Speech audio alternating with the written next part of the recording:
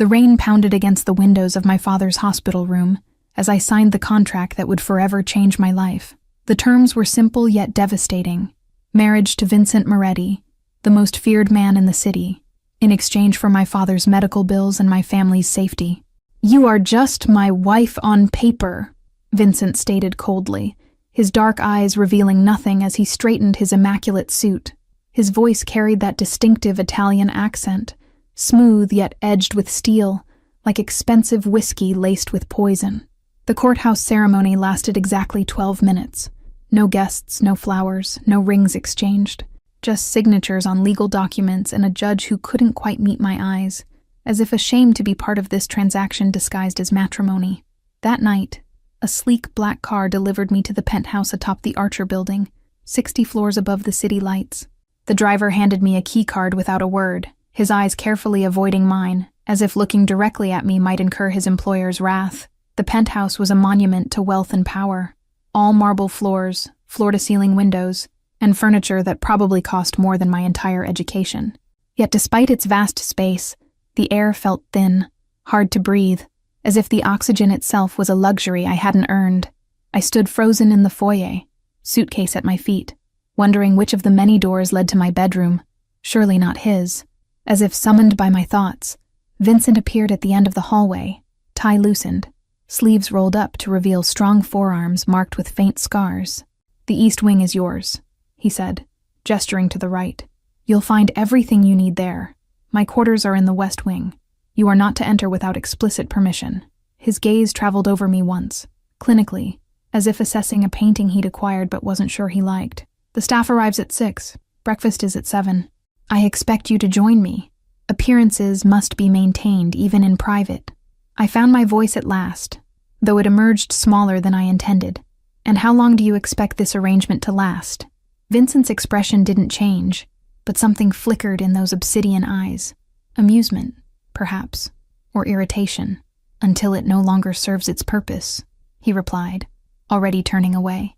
"The master bedroom has been prepared for you. I sleep elsewhere." The dismissal was clear, the message even clearer. I was a business transaction, nothing more. That night I lay awake in a bed built for two but occupied by one, staring at the ceiling as lightning occasionally illuminated the room. I had sold myself to save my family, becoming property rather than a person, and the full weight of that reality pressed down on me like a physical force. I didn't cry. Tears seemed too small for this vastness of loss. Instead, I watched the storm rage outside, matching the turbulence within me, and wondered how long before the lightning struck me too. Days stretched into weeks as I learned the careful choreography of existing in Vincent's orbit without truly engaging with him. Breakfasts were silent affairs, him reading financial reports behind a wall of Italian newspaper, me picking at exquisite food I couldn't taste. The staff moved like ghosts through the penthouse, efficient and invisible except when needed. Maria, the housekeeper, was the only one who sometimes met my eyes, a flash of sympathy quickly hidden, as if compassion might be punishable in this sterile kingdom. I discovered a library on the third day, walls of leather-bound books climbing to the ceiling. It became my sanctuary, the only place where I could breathe without feeling the weight of invisible eyes tracking my movements. Vincent would disappear for days without explanation, returning with new scars or bruises he thought I didn't notice. Sometimes hushed phone conversations in rapid Italian would filter through the walls late at night, urgent and tense, ending in abrupt silence. I learned to read his moods through subtle tells. The tightness around his mouth on bad days, the way he held his left shoulder slightly higher when he was expecting trouble, how he only drank the expensive scotch when someone had disappointed him. Our paths rarely crossed beyond obligatory meals and occasional awkward encounters in hallways.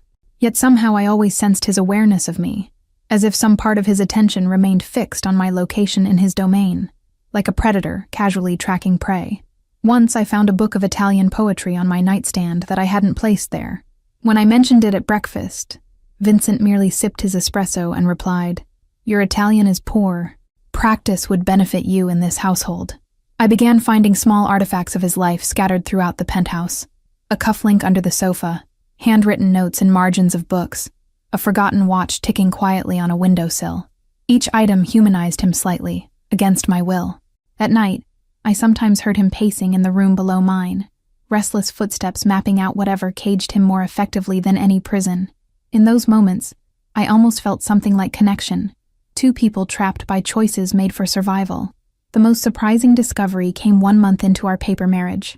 Vincent played the piano. I found him late one night in the rarely used music room, his fingers coaxing Chopin from the keys with unexpected tenderness, his guard momentarily lowered. I stepped back to leave him his privacy, but a floorboard creaked beneath my foot. His hands froze mid-phrase, shoulders tensing as he turned toward the doorway where I stood. For one unguarded moment, our eyes met without pretense or performance. "Tomorrow," he said abruptly, closing the piano lid with careful precision. "We have an event to attend. My associates need to see that my marriage is solid. Be ready at 8. Wear something appropriate." And just like that, the wall between us solidified once more. The gala was a battlefield disguised as a social event. Men in tuxedos with weapons concealed beneath fine tailoring, women whose smiles never reached their eyes. Vincent kept me close, his hand resting possessively at the small of my back, warm and heavy through the silk of my borrowed gown. "Smile," he murmured against my ear as we circulated, his breath sending an involuntary shiver down my spine. "These people are looking for weakness, for cracks in our facade. Don't give them any."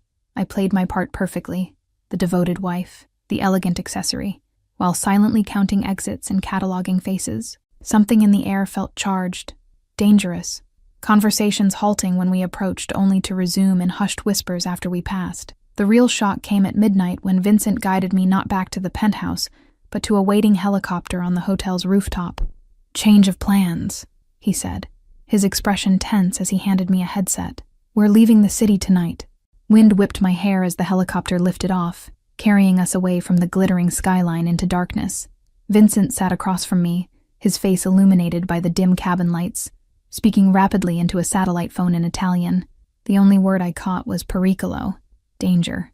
We landed at a private airstrip where a sleek jet waited, engines already running.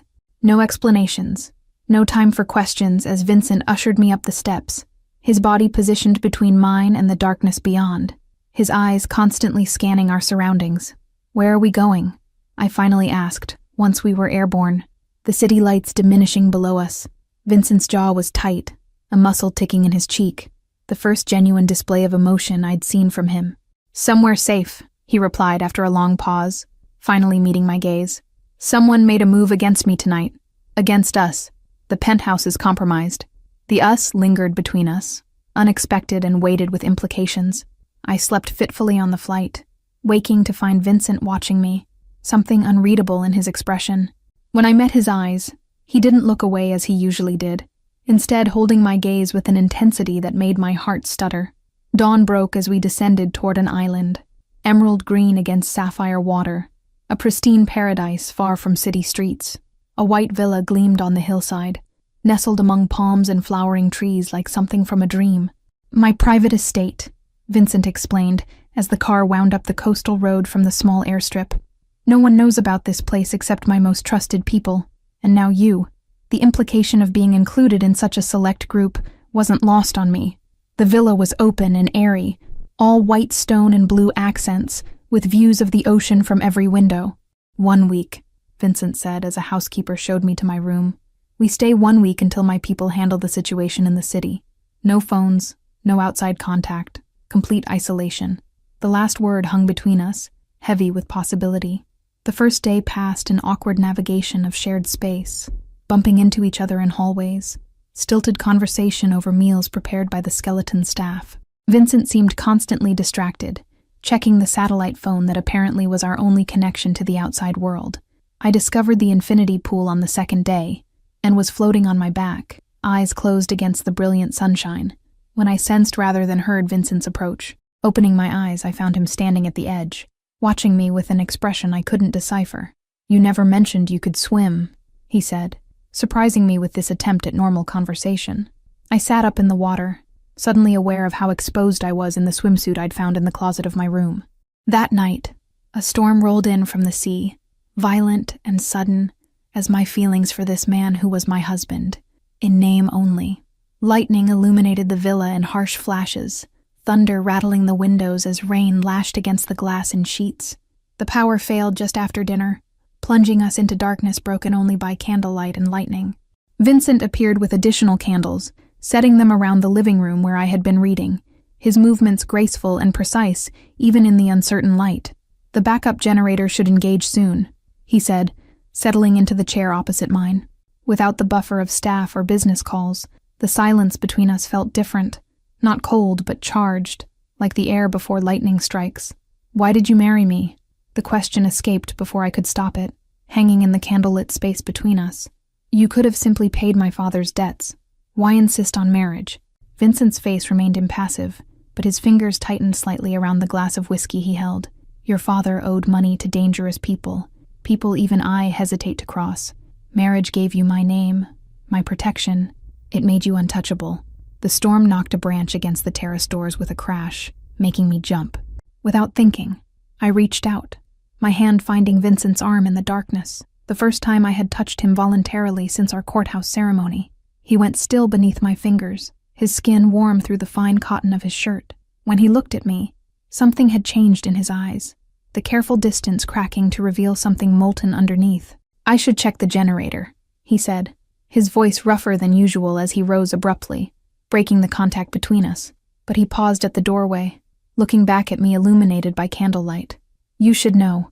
This marriage may be on paper, but my protection of you is very real." The generator remained stubbornly offline, and I made my way to bed by candlelight, the villa creaking and groaning around me in the storm. Sleep eluded me, my mind replaying the moment of connection in the living room, the brief glimpse beneath Vincent's armor. A crash from downstairs jolted me awake sometime past midnight, glass breaking, followed by a muffled curse. I slipped from my bed, heart pounding, and moved silently toward the sound. A heavy vase clutched in my hands as an improvised weapon. I found Vincent in the kitchen, blood dripping from his hand onto the broken remains of a water glass, his face a mask of frustration in the beam of the flashlight he'd propped on the counter. He looked up when I entered, his customary control momentarily absent. "You're bleeding," I said unnecessarily, setting down my makeshift weapon and moving toward him without hesitation. The dynamics between us had shifted in some fundamental way I couldn't articulate, but could feel in the air around us. I guided him to sit, found the first aid kit under the sink, and began cleaning the cut on his palm, a surprisingly domestic moment in our paper marriage. Vincent watched me work, his eyes never leaving my face as I dabbed antiseptic on the wound. "You have experience with this," he observed softly, as I wrapped gauze around his hand with practiced movements. "My father was a construction worker before his accident. Cuts and scrapes were a regular occurrence," I explained, suddenly conscious of how close we were in the small pool of light. His uninjured hand came up unexpectedly, fingers gently tucking a strand of hair behind my ear, lingering against my cheek. "You continue to surprise me," he murmured, his voice low and intimate in a way I'd never heard before. The air between us thickened, as his thumb traced the curve of my cheekbone, his eyes asking a question he wouldn't voice. I answered by leaning slightly into his touch, my pulse jumping visibly at the base of my throat. The kiss when it came was nothing like I had imagined in my secret thoughts. Not demanding or possessive, but achingly gentle, almost reverent. His lips brushed mine with careful restraint, as if I were something precious rather than purchased. When we broke apart, both breathing unevenly, Vincent rested his forehead against mine. "This wasn't part of our arrangement," he said, his voice rough with emotion. "I tried to keep my distance, to honor the terms, but I can't pretend anymore." Words failed me, so I answered with another kiss, deeper this time, my hands sliding up to tangle in his hair. The careful walls between us crumbled like sand castles against the tide, years of loneliness washing away in the flood. Vincent lifted me easily, carrying me through the darkened villa to his bedroom, where moonlight now streamed through parting storm clouds. He laid me on his bed with unexpected tenderness, looking down at me with wonder. "From the first moment I saw you in that hospital room beside your father, I knew," he confessed, voice barely audible. Paper was never going to be enough. My heart stuttered at the revelation. He had seen me before, had chosen me specifically, not randomly as I'd believed. "Why didn't you tell me?" I asked, reaching up to trace the strong line of his jaw, newly familiar territory. Dawn found us tangled in each other's arms, the barriers between paper and reality dissolved in the night. Vincent traced patterns on my bare shoulder as sunlight spilled across the bed, his expression more open than I'd ever seen it. "I watched you for weeks at the hospital," he admitted quietly. "Your devotion to your father, your strength despite everything crumbling around you, I couldn't look away." his fingers stilled on my skin. I told myself the marriage was just protection, just business, but I was lying to myself. The satellite phone interrupted the moment, its harsh ring shattering our peaceful bubble. Vincent's expression changed instantly, the vulnerable lover replaced by the calculating strategist, as he answered with a terse, "Moretti." I watched as he listened, his body tensing progressively, the muscle in his jaw working overtime, a transformation happening before my eyes. When he hung up, he was once again the man I'd first met, eyes cold and focused. "Get dressed," he ordered, already moving with swift efficiency. "Pack only what you absolutely need. We have to move. Now." The tenderness of moments before hadn't vanished, but was carefully tucked away, like valuable china during an earthquake. As I hurried to my room, I heard Vincent on the phone again, his voice low and urgent, issuing commands in rapid Italian. The word traditore, traitor, echoed down the hallway, sending a chill through me despite the morning warmth. We were in the car within 15 minutes, speeding down the coastal road not toward the airstrip as I expected, but deeper into the island's interior. Vincent drove with one hand, the other holding a gun resting casually on his thigh, as if it belonged there as naturally as his watch. "Someone betrayed our location," he finally explained as we took a narrow dirt road hidden behind dense foliage. "The same people who came after us in the city. They found the island." His knuckles whitened on the steering wheel. "There's only one person who knew we were here." The dirt road ended at what appeared to be an abandoned fishing village, weathered wooden structures facing a hidden cove, where a sleek speedboat waited. Vincent scanned the tree line continuously as we approached, his body positioned between me and any potential threat. Vincent pulled a waterproof bag from beneath a loose floorboard in one of the abandoned shacks, extracting passports, cash in multiple currencies, and a satellite tracking device. "Always have contingencies," he explained, the practiced movements revealing how many times he'd prepared for scenarios like this. The boat's captain, a weathered local man with calculating eyes, appeared silently from the tree line, nodding once to Vincent before beginning preparations to depart. No words were exchanged, just the silent communication of men who understood the value of discretion and the cost of carelessness. I noticed a thin scar running along Vincent's collarbone, exposed as he loaded supplies onto the boat, physical evidence of a past betrayal, perhaps.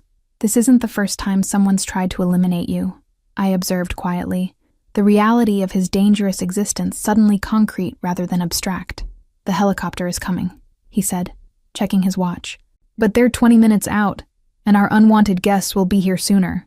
He handed me a small pistol, surprisingly heavy in my palm. "Do you know how to use this?" I nodded silently, remembering weekend trips to the shooting range with my father years ago, a bizarre skill that suddenly seemed providential. Vincent's eyebrow raised slightly, another piece of me he hadn't anticipated. The distant sound of vehicles on the road behind us confirmed our pursuers had arrived. Vincent's expression hardened as he positioned us behind the boat's cabin for cover.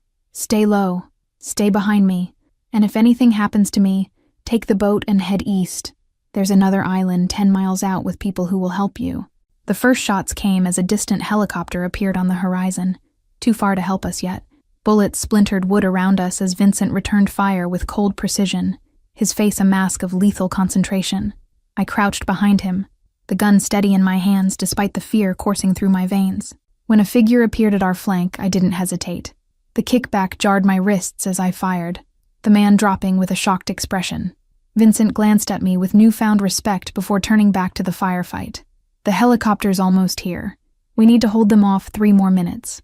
His shoulder pressed against mine, warm and solid. "You continue to surprise me, wife." The word wife no longer sounded like a business arrangement, but a declaration as we fought side by side. Each shot he took was calculated, each movement efficient, the violence revealing aspects of him I'd glimpsed, but never fully comprehended. When the helicopter roared overhead, rappel lines dropping to the beach, Vincent grabbed my hand and pulled me toward it. "Go!" he shouted over the deafening noise. "I'll be right behind you." I hesitated, unwilling to leave him exposed. A bullet grazed his arm as he pushed me toward safety, blood blooming on his shirt. The expression on his face wasn't pain, but fury that they had dared to threaten what was his. And somehow in the chaos, I understood I had become more than a possession. Time slowed as I watched Vincent fight, each movement economical yet lethal, revealing years of training and survival instinct that had shaped him into something beyond the businessman I'd first perceived. This was the reality of the world I'd entered, brutal and unforgiving, yet somehow I wasn't repulsed. The helicopter pilot shouted in my ear, his voice barely audible over the rotor wash. "Mrs. Moretti, we have another aircraft approaching. We can't wait." The way he addressed me, not as the boss's paper wife, but as someone with authority in her own right, registered even amid the chaos. Blood splattered across Vincent's face as he dispatched another attacker, the crimson droplets stark against his skin. Our eyes met across the distance, and in that moment of shared violence and survival, something primal and honest passed between us, a recognition that we had crossed a threshold from which there was no return. I grabbed the rappel line with one hand, still firing with the other as Vincent provided cover. When I reached the helicopter, I turned to see him engaged in hand-to-hand combat with a masked attacker who had emerged from the tree line. The pilot shouted something about needing to take off as bullets pinged against the helicopter's side. I ignored him, keeping my gun trained on the beach, waiting for an opening to help Vincent without risking hitting him. Vincent dispatched his opponent with brutal efficiency, then sprinted for the remaining rappel line as the helicopter began to lift. He leapt, catching it with one hand, his eyes meeting mine through the open door, determined, fierce, and strangely exhilarated. I helped pull him inside as we rose higher, bullets still tracking our ascent. Blood soaked his shirt, but he seemed unconcerned, pulling me against him with his uninjured arm, his heart pounding against mine. "You should have gone when I told you," he murmured, but there was no anger in his voice. "I'm not leaving without you," I replied simply, meeting his gaze. "Not anymore." Something shifted in his expression, the final wall crumbling as he realized I had seen the worst of his world and still chosen to stay. "I never saw you as just paper," he confessed, his voice barely audible over the helicopter's rotor. "From the beginning, you were the most real thing in my life. I just didn't know how to deserve you." We flew to a different island, larger and more populated, where Vincent owned a medical clinic that catered to people who couldn't risk hospital questions. The doctor who treated his bullet graze asked no questions, his eyes carefully averted from my presence. "You should rest," I told Vincent as we settled into a safe house apartment above a restaurant in the island's main town. He shook his head, already on the phone coordinating with his people, the betrayal consuming him even as exhaustion shadowed his eyes. I gently took the phone from his hand, ending the call despite his protest. "The empire won't fall if you sleep for 4 hours." I guided him to the bedroom, surprised when he allowed it, his customary resistance softened by blood loss and the day's events. He caught my wrist as I turned to leave him to rest, pulling me down beside him on the bed. "Stay," he said simply, not a command but a request. I settled beside him, his arm curving around me as if it had always belonged there. "When this is over," he murmured against my hair, "we need to renegotiate our arrangement. The terms are no longer acceptable to me." His fingers traced my spine through my shirt, each touch a contrast to the clinical distance that had defined our first weeks together. I shifted to look at him, finding his expression serious yet vulnerable. "What terms would you propose?" I asked, my hand resting over his heart, feeling its steady rhythm beneath my palm. "No more separate wings," he began, his voice rough with emotion and fatigue. "No more pretense. No more paper marriage." His hand cupped my face with surprising gentleness. "I want a real marriage, with a wife who knows exactly who I am and chooses to stay anyway." The following week passed in a blur of security measures and strategy sessions as Vincent's network hunted for the traitor. I remained by his side throughout, no longer the decorative accessory, but an active partner, my observations and insights surprising his lieutenants. We learned the betrayal stemmed from a former associate who believed Vincent had gone soft since our marriage. "Love makes you weak," the man spat when Vincent's team finally captured him. "It gives your enemies leverage." Vincent's response was quiet, but resolute, as he stared down at the captive. "Love doesn't make me weak. It gives me something worth fighting for." His hand found mine, fingers intertwining. "It makes me more dangerous than you could possibly imagine." The traitor's network unraveled quickly once Vincent applied pressure to the right places, not through torture as I had feared, but through the strategic leveraging of information and alliances built over decades. I watched him work with a brilliant tactical mind, piecing together loyalty maps and power structures with devastating precision. One night, as we pored over documents in our safe house, Vincent revealed the origins of his empire, built not through inheritance, but through the strategic acumen of a street kid who had taught himself economics, psychology, and 5 languages. "Everything I have," he confessed, "was created to build walls between myself and the poverty I came from." The irony wasn't lost on either of us that those same walls had nearly cost him the chance at genuine connection. As his organization regained stability, I noticed subtle changes in how he operated. Still formidable and respected, but with a new transparency that earned deeper loyalty from his inner circle, rather than mere obedience born of fear. We returned to the city a month later, not to the penthouse but to a brownstone in a different neighborhood. A fresh start, Vincent explained, away from the memories of our paper beginning. The legal contract that had bound us remained, but it had been superseded by something stronger and more permanent. On our first night there, Vincent presented me with a small velvet box. Inside gleamed a ring I hadn't received during our courthouse ceremony, a diamond encircled by sapphires that matched the ocean where we had found each other. "I don't want just my name on paper with yours anymore," he said, as he slipped it onto my finger. "I want every part of me to belong to every part of you.